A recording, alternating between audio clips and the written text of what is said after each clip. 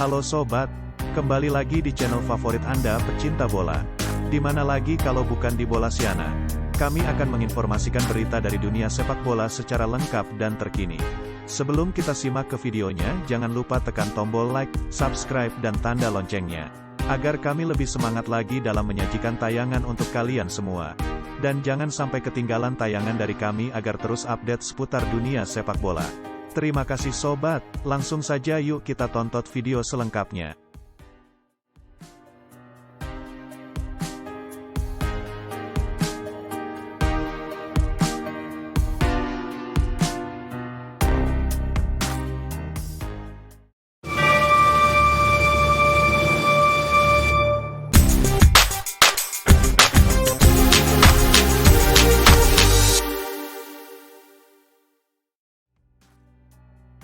Persija ditinggal pemain terbaik Piala Menpora 2021 dan pemain naturalisasi asal Belanda. Persija Jakarta membuat kejutan pada Rabu, tanggal 23 Juni tahun 2021. Klub berjulukan Macan Kemayoran itu memilih berpisah dengan Mark Klok. Persija Jakarta dan Mark Klok secara resmi bersepakat untuk mengakhiri kontrak kerjasama profesional. Oleh karena itu, Klok tidak lagi menjadi bagian dari tim Persija per hari ini, kata Presiden Persija, Muhammad Prapanca. Mark Klok tentu saja pergi lebih cepat dari Persija Jakarta. Padahal, kontrak pemain berusia 28 tahun itu sejatinya baru berakhir pada Januari tahun 2024 di klub ibu kota. Kepergian Mark Klok tentu menimbulkan lubang di lini tengah Persija, khususnya area gelandang serang. Seperti diketahui, tahun ini Persija sudah lebih dulu kehilangan Evan Dimas yang menyeberang ke Bayangkara FC. Posisi gelandang serang akan sangat krusial buat Persija. Sepeninggalan Mark Klok, pemain yang mungkin mendapatkan peran tersebut adalah Ramdhani Lestaluhu atau Braiv Fatari. Secara kualitas tentu semuanya masih di bawah Mark Klok. Pemain naturalisasi itu meninggalkan Persija Jakarta dengan rapor 10 penampilan, sumbangan 1 gol, 2 assist, dan sebuah trofi Piala Menpora 2021. Persija Jakarta kini berburu dengan waktu untuk menjadi pemain yang tepat pengganti Mark Klok. Posisi playmaker tentu krusial untuk tim sebesar Persija.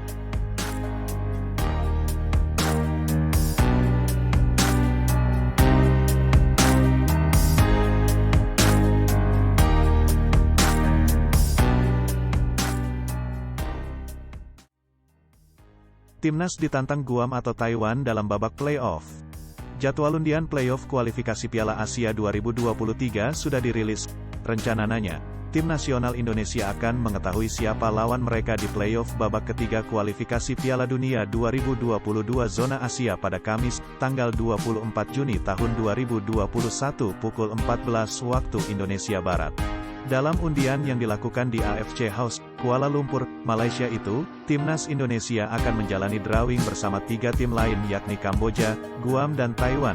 Skuad Garuda dan 3 negara lain ditempatkan di babak playoff karena mendapatkan hasil buruk di babak kedua kualifikasi Piala Asia 2023.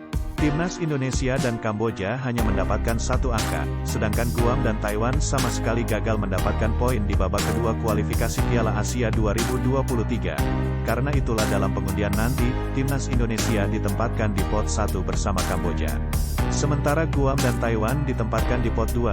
Hal itu berarti, Timnas Indonesia akan menghadapi salah satu dari Guam dan Taiwan di playoff babak ketiga kualifikasi Piala Asia 2023.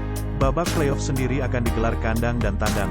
Laga leg I dilangsungkan pada tanggal 7 September, sedangkan leg 2 digelar pada tanggal 12 Oktober tahun 2021.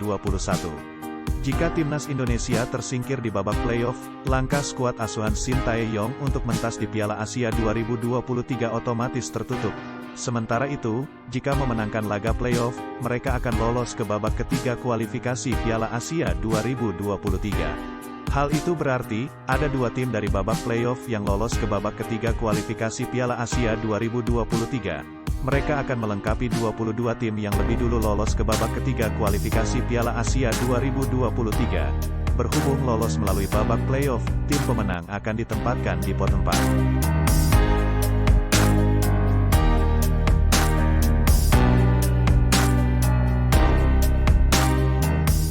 Persiapan Persib menyongsong Piala Wali Kota Solo dan Liga 1 2021.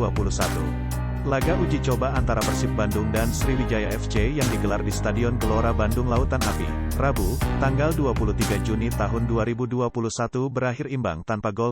Persib sebenarnya tampil dominan dan banyak mendapatkan peluang, tapi barisan pertahanan Sriwijaya FC bermain disiplin sehingga Maung Bandung kesulitan mencetak gol. Kapten Persib Bandung, Supardi Nasir, mengakui timnya masih memiliki banyak kekurangan yang harus diperbaiki. Namun, dia enggan menjelaskan karena itu merupakan wewenang tim pelatih. Ada ranahnya coach untuk berbicara soal hal apa yang harus diperbaiki ke depannya. Sejauh ini yang saya rasakan ada hal-hal yang perlu kami tingkatkan lagi, ujar Supardi setelah pertandingan. Pemain berusia 39 tahun itu menyebut para pemain Persib Bandung saat ini dalam motivasi tinggi. Pasalnya, Maung Bandung akan ikut dalam turnamen Piala Wali Kota Solo 2021 pada tanggal 29 Juni hingga tanggal 4 Juli tahun 2021.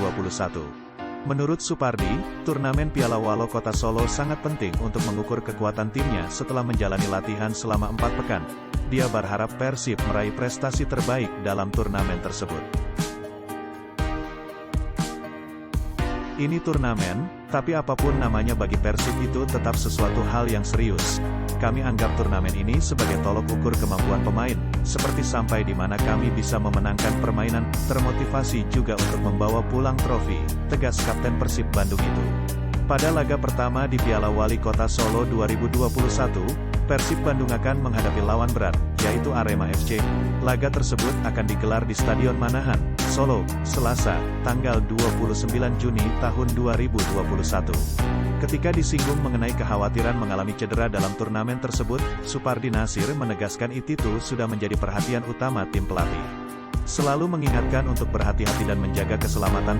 Kami tahu risiko yang kami ambil di Piala Wali Kota Solo selalu ada. Jarak pun sudah makin dekat dengan kick-off Liga. Semoga semua berjalan lancar, ujar bek sayap Persib Bandung itu.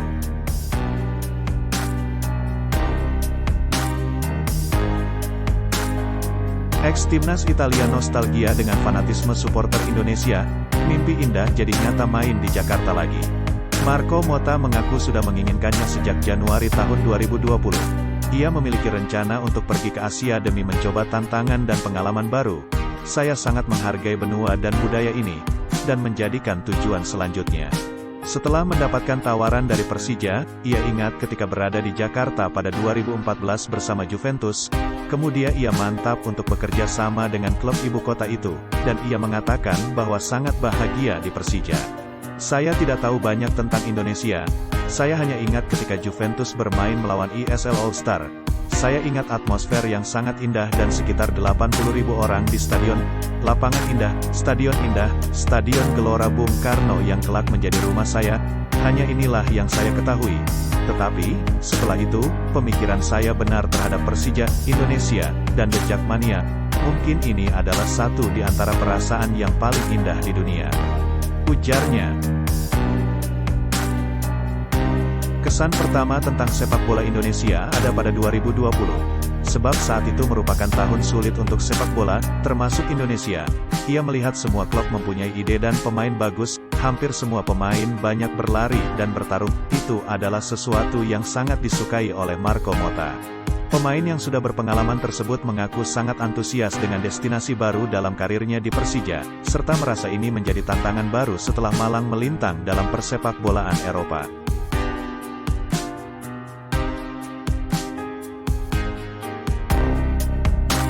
Perbincangan kisah pemain bola ex-timnas Italia memilih Persija sebagai destinasi baru dalam karir sepak bolanya. Marco Motta menyukai tantangan. Karena itulah, ia bermain di Indonesia. Pilihan berkarir di Asia bukan terjadi begitu saja. Semuanya telah dipikirkan masak-masak. Dia memang tertarik untuk berkiprah di benua kuning setelah 15 tahun bermain di Eropa. Setelah menimang-nimang tawaran yang masuk, hatinya memilih Indonesia dan Persija Jakarta. Pemain Italia dikenal jago kandang, kebanyakan dari mereka tidak berani bermain di luar negeri pizza. Namun, Marco Motta adalah sebuah pengecualian. Dia bermain di 5 negara untuk 13 klub. Pada periode tahun 2018 sampai tahun 2019, karir Marco Motta diambang ketidakjelasan. Dia bukan lagi pemain dengan label Liga Italia, Liga Inggris, atau Liga Spanyol. Dia adalah seorang pemain Cypriot First Division atau kasta teratas Liga Siprus. Marco Motta dipinang AC Omonia, klub tersukses kedua di sana dengan raihan 21 gelar juara. Marco Motta bukan pemain sembarangan, setidaknya di negaranya. Dia pernah bermain untuk dua klub raksasa, Juventus dan AS Roma. Dia juga merupakan langganan timnas Italia level usia, meski hanya membuat satu cap di timnas senior. Di AC Omonia, kiprah Marco Motta tidak berjalan mulus. Dia absen selama setengah musim lebih. Marco Motta baru mencatatkan debutnya pada Februari tahun 2019. Di akhir musim, mantan pemain Udinese itu cuma membukukan 8 penampilan. Pada Juni tahun 2019, Marco Motta meninggalkan AC Omonia. Dia lalu menganggur selama setengah tahun, 6 bulan tanpa klub. Marco Motta memantapkan keyakinannya untuk mencoba suasana baru, bermain di Asia. Medio Januari tahun 2020, Persija Jakarta memperkenalkan Marco Motta. Dia dikontrak selama 2 tahun. Namun, musim pertamanya di Indonesia tidak berjalan sesuai harapan. Kompetisi dihentikan ketika memasuki pekan ketiga akibat pandemi COVID-19.